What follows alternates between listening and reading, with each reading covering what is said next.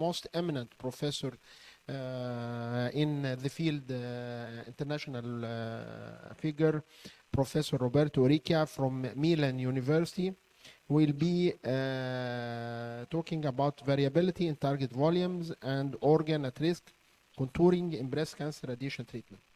Sorry, and thank you for accepting our invitation.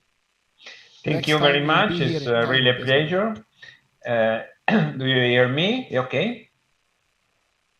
Do you see the slide?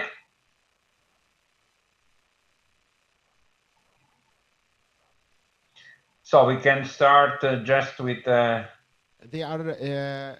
Yes, you can share your slides, please. Yeah. Okay. Eva. We are hearing you. Ho fatto casino. Non lo so. Non ho capito. Share screen. Vada qua sopra, doveva venire quella cosa di ieri. No, aspetti, clicchi qua ancora un attimo. Aspetta, ecco. Qui, questa qua? No, sì, questa. Dietro di una. Ok. Ora dovrebbero vedere. Provi. Ok, can you see? Yes, okay. Okay. First of all, thank you very much for inviting me again.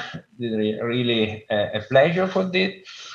And just to speak about some variability in target volume and organelle risk contouring has been already very well, as usual, discussed by Professor Foreman before, especially for post-mastectomy reconstruction. So we just complete with some concept this topic. Just a short introduction. First of all, to say that delineation of volume and contouring variability are well recognized as source of potential error in radiation therapy. While many processes in radiation planning and treatment can be automated toward millimetric accuracy, this is not true for volume delineation, where variation may be also evaluated in centimeters. The magnitude of this variability is often larger than that associated with the setup errors or organ motion and must be considered when we determine the margin expansion. And last but not least, the dosimetric effects of variability in volume delineation are modulated by treatment technique which less conformal approaches, such as 3D conformal radiation, potentially more forgiving of contouring, uncertain than highly conformal technique, EMRT and stereotactic body irradiation that is growing in application in radiation therapy. The reason of this variability are multifactorial, and the correct volume delineation relies on a complex process of data assimilation. Include different points. The first is the different interpretation of clinical history, pathological specimen, oncological knowledge to an individual patient. Inadequate anatomical skills, familiarity with the cross-sectional imaging and strength and limitation of different imaging modalities, and not in compliance with the guideline in force. Clinical experience is really important, but as reported in some paper in the literature, consistency in contouring does not necessarily improve with seniority, volume of patients seen, or observer confidence. A possible solution to avoid errors in the manual contouring was to use some automatic contouring procedure. Because first, manual contouring is a slow time-consuming process, prone to errors, as we said, and also to inter- and intra-operator variability.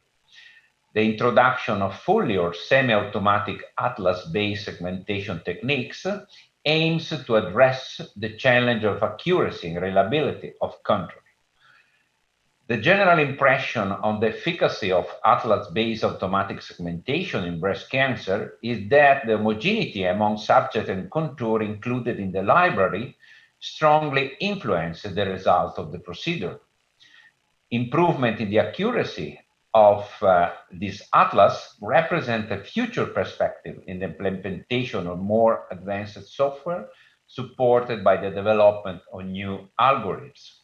But a careful evaluation of the atlas performance is needed, and award occasion must be given for their introduction in daily clinical practice without any type of checking and evaluation. We had this type of evaluation in IAO in Milano, and we published 3 years ago our experience in evaluation as atlas-based segmentation in breast cancer therapy. We examined one generic purpose and 9 specific purpose libraries stratified according to type of surgery and size of the thorax circumference. You can see here the example. And it has been obtained from the CT scan of 200 patients. We have validated this atlas on 47 independent patients, and 5 ABAS dataset were obtained with the testing about the simultaneous truth and performance level estimations table. And we have, of course, evaluated different parameters with automatic segmentation and manual structure. What we observed in our experience was a statistical significant difference between patients who underwent different surgery. Previously, Portman's pointed this, with superior results for conservative surgery. But we also found difference between different delineated structure, like, for example, heart, lungs, kidney, liver was satisfactory. Less satisfactory was a moderate performance has been obtained in chest wall, breast, and spinal cord, and very poor performance in delineating esophagus, stomach, brachial plexus, and supraclavicular nodes. So means that our conclusion is that the use of specific purpose library improve ABA's performance with respect to generic purpose libraries. But again, we don't use in clinical, in daily clinical practice, and we continue only partially we are applied automatic segmentation. Now we will move to 2 examples. One is the target definition and target delineation for boost or partial breast irradiation. We recognize different methods to identify the boost area. You can see here a paper of many years ago, but it's still valid, about the possibility to compare CT scan with the use introduction of MRI in order to assess the boost area. And what has been observed in this classic paper was that the use of MRI determine an absolute increase of the CTV with a rate of percentage quite high, the same for the planning target volume. One of the controversial issues is the use of surgical clips. And also we have evaluated our experience of our radiation oncology in terms of intra and inter-observed variability in the contouring with using or not using the surgical clips. We can say that the use of surgical clips is often recommended in a guideline, but its role as guidance for tumor bed CTV delineation is still controversial. Surely, surgical clips may improve tumor bed definition, but also may mislead the extent of the site of tumor bed due to facts, mobility and migration of the clips. In addition, clip insertion technique can vary among surgeon and institution. we investigate whether the visualization of surgical clips on the same group of 47 breast patients and on the same set of CT scan images influences the agreement of tumor bed delineation among 4 radiation oncology with different expertise. We have two senior and 2 junior. You can see the result of this in terms of volume of the target in the boost area. And you can see for the senior radiation oncology, with or without clips, there are not so much difference. More influence in the presence of surgical clips has been observed in more junior radiation oncologists. And this is confirmed by this, quite be just an observation of what happened in the real world. In order to delineate the boost area, we have a strong recommendation by Jack Estro Breast Cancer Working Group, both for closed or open cavity. You can see here classification of different cavity left after different type of operation, like for example quadrantectomy in Milano, there are no cavity or minimal cavity, and in others when lumpectomy is performed or tumorectomy, typically in the United States but not only, usually remain an open cavity. This is the recommendation of the Jack Estro working group, how to proceed in order to delineate the target in the boost. First step is to perform a CT scan with marks on the scar, delineation of clips, delineation of the surgical bed, whole surgical scar inside the breast, delineation of EMTV, imaging correlated target volume, estimate delineation of the estimated tumor bed, and of course, finally, the delineation of CTV and PTV. There are some recommendations also in case of oncoplastic surgery that is growing in application in current clinical practice.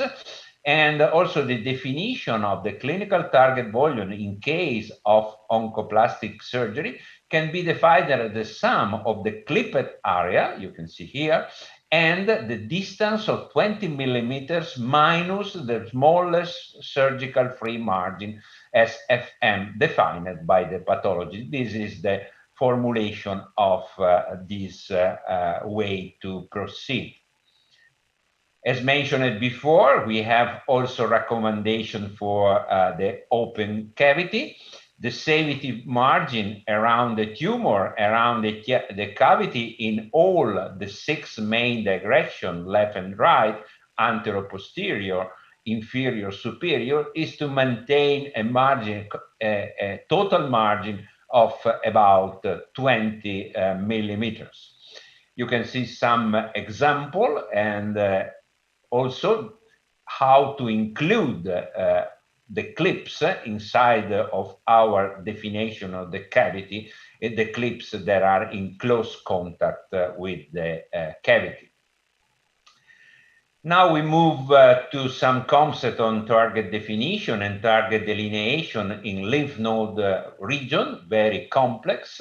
We have different tools to define nodal area and or involvement of the node. We have, of course, need for a very deep anatomical skill in classic imaging and also in more sophisticated imaging, like, for example, MRI or CT scan with the use of nanoparticles. We have, of course, a lot of information about the sentinel node biopsy by images, hybrid machines, CT PET scan, and of course, we can, at the end, to delineate the different level of node based on the CT scan slides. really interesting is to read this paper that is a practical review from the Transatlantic Radiation Oncology Network, very comprehensive. Many institutes participate in this analysis, in this comparison of nodal target volume definition in breast cancer according to different guideline of the Radiation Therapy Oncology Group in the United States or European Society of Radiation Oncology. In this review, as I said, the RTOG and estronodal target volume guideline and their respective relevance in the context of contemporary data on patterns of local regional relapse were discussed and compared to improve their clinical implementation. This is an example of several tables that is reported in this paper with the indication, the guideline of the anatomic boundaries by RTOG, by estro, and has been also included an atlas that is the RAT-COMP atlas. It means radiotherapy comparative effectiveness, and this atlas has been created specifically for a phase 3 trial on breast cancer of proton versus photon therapy. The major difference, the main difference between RTOG landmarks and estro landmarks is that RTOG is based in the description mainly on bony and muscular landmarks, and estro is more based on vessel-based delineation. So this can be a justification on some difference between the two main guidelines. You can see here a picture that summarizes, you can see in pink, the RTOG delineation, in green, the estro delineation, and in red comp, in yellow, the other type of delineation. You can see there are not so small difference, and so means that also we apply strictly recommendation from the scientific society, maybe not the same result at the end of our job. So means that we have to select a guideline to be followed, but also to have a critical approach on that. At the end, in the same paper, there was some recommendation what is the best, in the opinion of the authors, guideline to be followed. And the conclusion was that for patients with low regional risk, estro may be better.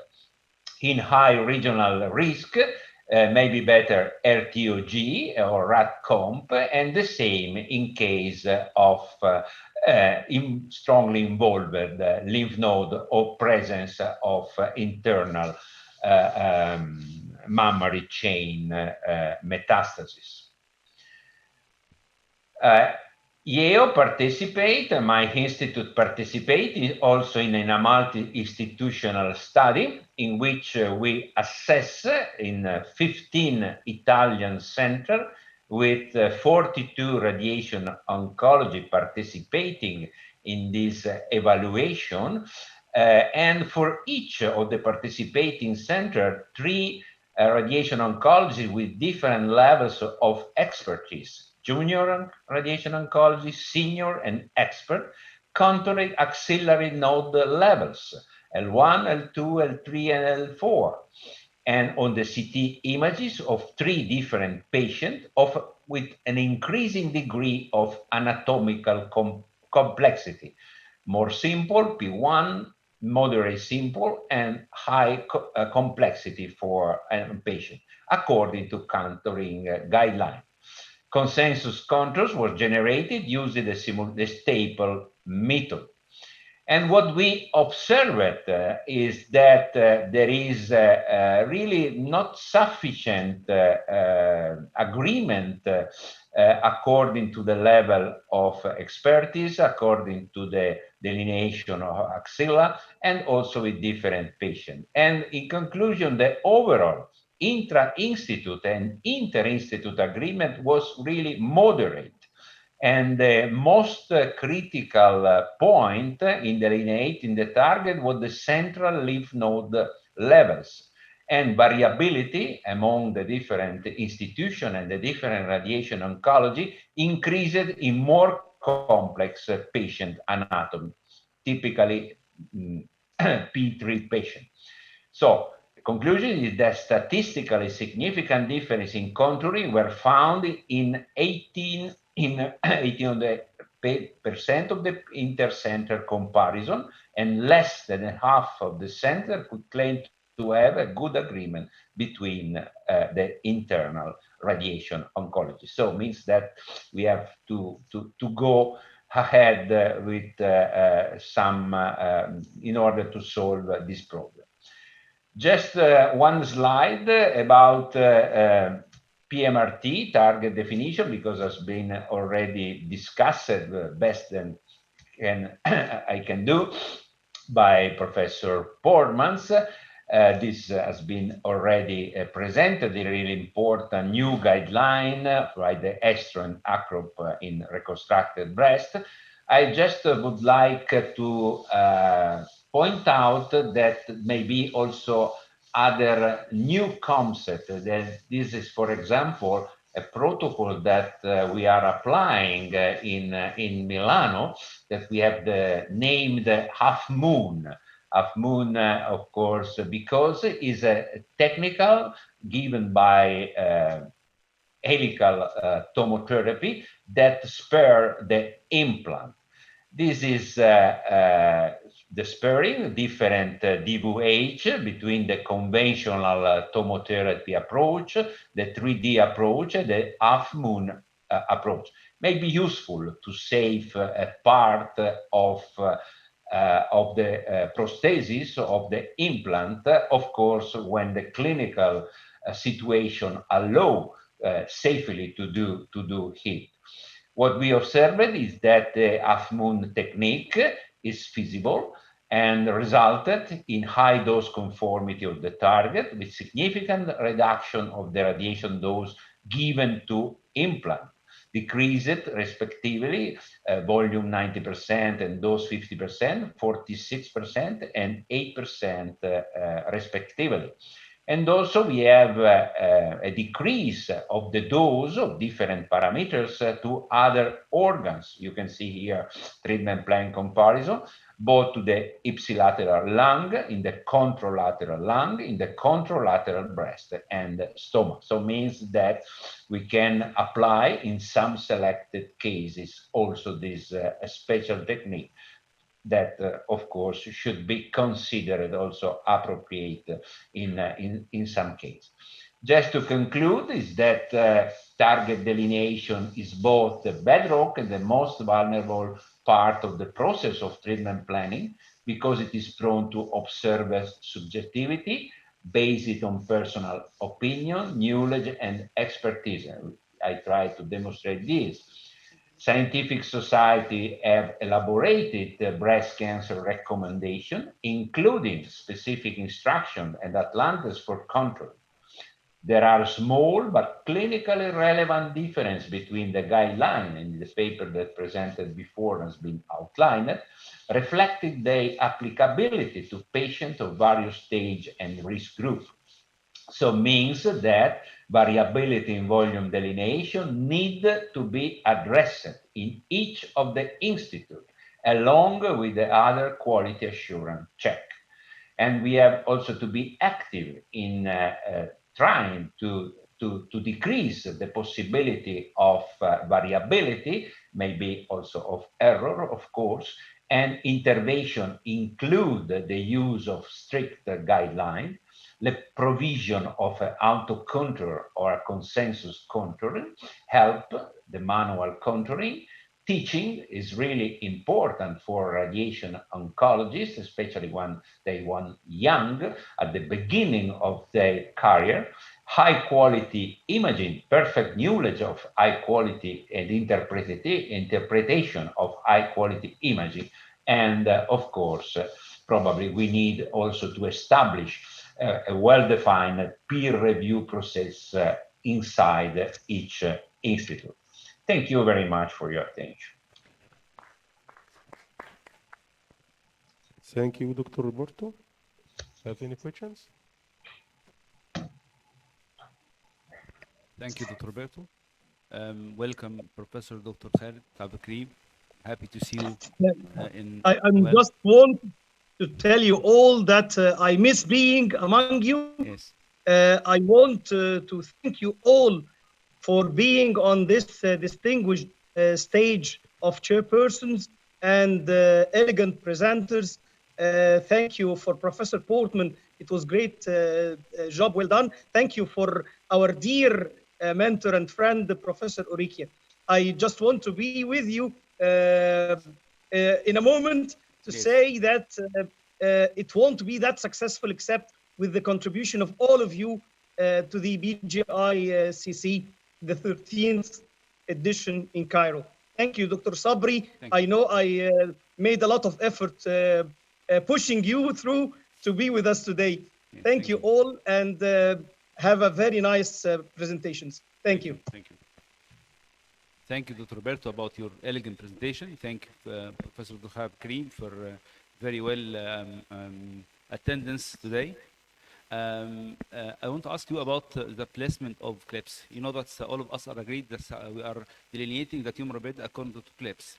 But the surgical oncoplastic surgery, there is still a variation between each institute for a policy of placement of clips.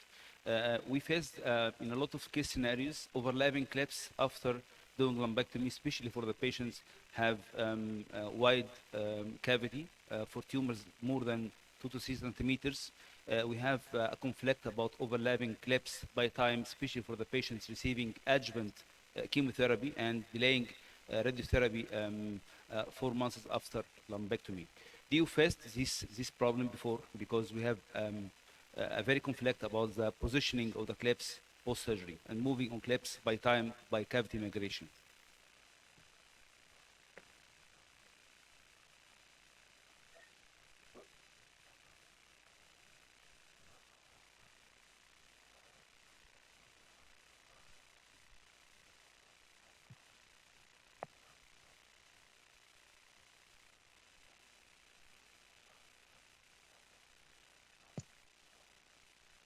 Dr. Orikia, are you still with us, sir?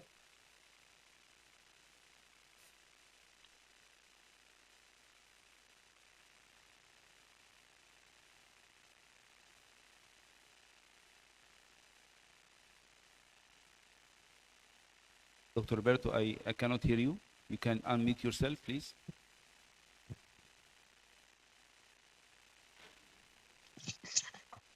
Dr. Orikia, please unmute, sir.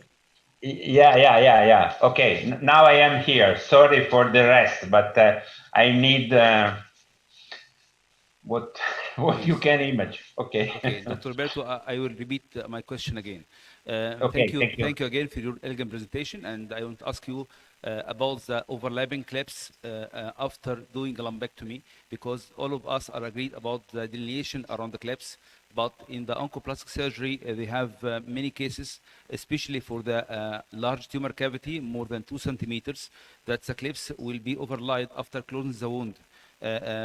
By the time, especially for the patients receiving adjuvant chemotherapy and delaying radiotherapy after 4 months till finishing chemotherapy. We have a lot of cases with overlapping clips because of a large cavity and no consensus about placement of the clips inside the wound. Do you face this problem before? So I have really few experience for our surgeons to leave the open cavity because, as you know, we have a long tradition of quadrantectomy, and the quadrantectomy provides to close the cavity, and is a sort of immediate small reconstruction of the tumor bed. We don't apply systematically the surgical clips because what you said is absolutely true, especially if we consider to have in any case open or closed cavity a long time between the surgery and between the radiation therapy, in case of chemotherapy, as you mentioned. Absolutely, there may be also a risk, because after 2 months, 6 months, etc., it's very difficult to understand where are migrated the clips. Another problem that we have tried to have a consensus with our breast surgeon about how many clips they have to place and where. The definition was to have at least 4 clips in the pole, north, south, east, and west of the tumor bed, but this is not applied by all our surgeons. So means that clips, we consider clips when they are present, of course. There's some trouble for this, because may happen in the daily practice to find a clips that is not surely in the tumor bed, but is outside. The question is, I have to put inside or not? Maybe also a question, a legal question for the future. So you have seen the clips, but you are not contouring inside. So really is a problem. So is an open question. Personally, in my long activity, in radiation oncology, I consider the clips, but is not the main guide for delineation. So I prefer to use a pre-operative setting, tumorectomy mammography, for example, or to use CT scan is probably the best, the scar position, etc., etc. So we have to combine a different approach, including or not excluding clips, but is not the only way to solve this problem. I We fully agree have on an this. If I experience. may add a few words, I 100% agree with my friend Roberto. I published an editorial in the European Journal of Surgical Oncology. To clip or not to clip, that is not the question. We need the clips, they're useful, but they will be more useful for modern image guided radiation therapy than for target volume contouring, because they're very reliable. It's the closest to the target, very well visible object that we can use for image guidance. So even if we don't give a boost, the clips might be useful. We have an experience in Angels University to take CT scan in the flat position, in the zero angle board angle, before surgery, and to keep this image with us to be fused again after or during radiotherapy, to be guided with us how the cavity is migrated through the breast. Do you think that's a maybe clinical solution for this problem? I really don't know. Yes. Yes, we actually did it, and we found that some patients benefit from this type of pre-surgical localization, because you know that some position of the surgery is simulating the position of the radiotherapy technique. The patient is abducting her hand or moving her hand up her head. That's this is actually the position of surgery. So we did a CT scan pre-surgery and did the simulation and tumor localization pre-surgery, and compare it again with post-surgery to have image about the cavity migration after surgery. Yes. So the solution, in practice, the solution is to maintain probably maybe also an excess, but a wide margin around. It's more critical situation, because in any case, we receive the dose when you give the concomitant boost, for example, in volumetric arc technique, or when we use partial breast irradiation. This is a real problem to define exactly. So it may be also useful, really a multidisciplinary approach involving the breast surgeon in the decision. This may be in the case that patient is operate inside the institute, but not so easy if we have a patient referred by colleague from outside.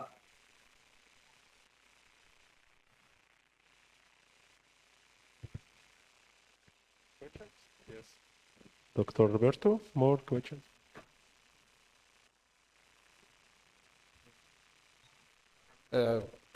Dr. Roberto, could you comment on the study you mentioned in the presentation, which recommend using the ESTRO guidelines for early small tumors and the RTOG for the larger tumors?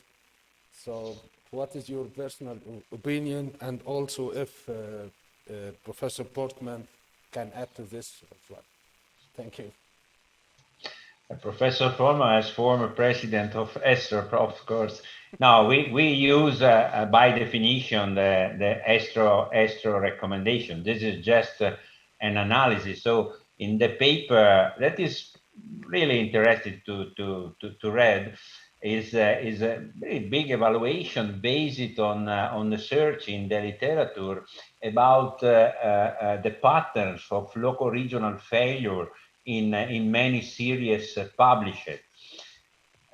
Anyway, so I believe that we have used a guideline as main indicator. So to have just a rule after, in spite of guideline is not enough by itself. So we have to add all the other tools in order to define at the best.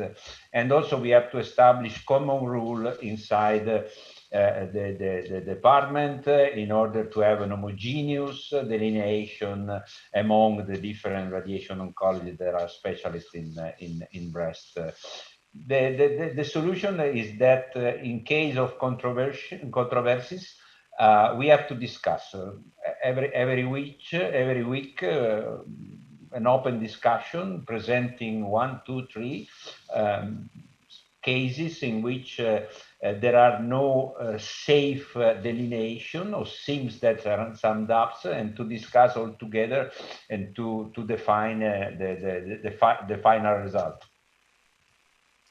Yes, of course, I fully agree. And remember that the ESTRO guidelines have had a sequel 1 year later. The 2015 were published, and we had a lot of comments, mainly constructive and positive, but also telling that they were too narrow, too limited. And it was written, but not emphasized, that they are really for elective nodal irradiation. So this is the patient who has, for example, on axillary lymph node dissection, sentinel nodal involvement, but not regionally advanced breast cancer. If you have regionally advanced breast cancer, you have to individualize. And if you individualize, for example, for Rever 4 supraclavicular, you get into the size of a target volume, like, for example, in the RTOG ones, which is much larger, which goes up to the cricoid, which includes part of the thyroid and can cause hypothyroidism. But if you have an early stage breast cancer, that's not where you see the recurrences. Remember the editorial in the Green Journal where the Danish have used their data to map where the recurrences were. And in the 3 groups of patients, those after mastectomy without radiation, those after breast conserving with only breast irradiation, and those after local regional irradiation, in the 3 groups combined, there was only 1 nodal recurrence outside of the ESTRO target volumes. But those patients had not regionally advanced breast cancer. Another paper, work, very interesting, Roberto knows it. It's called ARM, like the upper arm. And that is axillary reverse mapping. So the surgeon, I know him personally, he injected blue dye in the upper arm while doing the axillary sentinel node biopsy.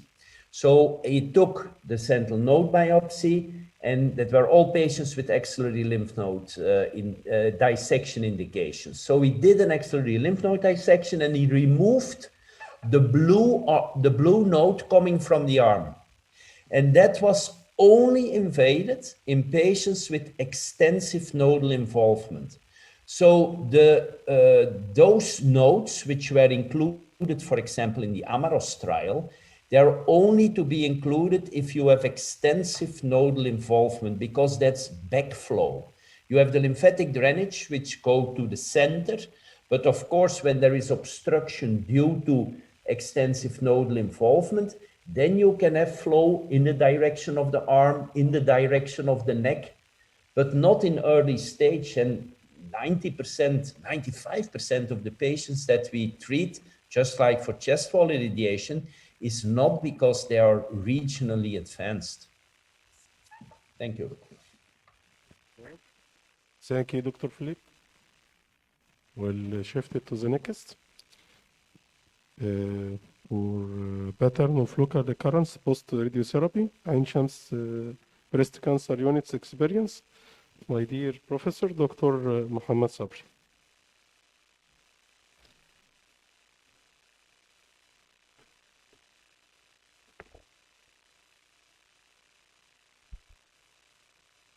Thank you, dear colleagues. Thank you, chairpersons. I want to highlight this very simple, interesting case presented to us last year in the COVID era. Unfortunately, we're still in this era. But to highlight the selection of patients during COVID era is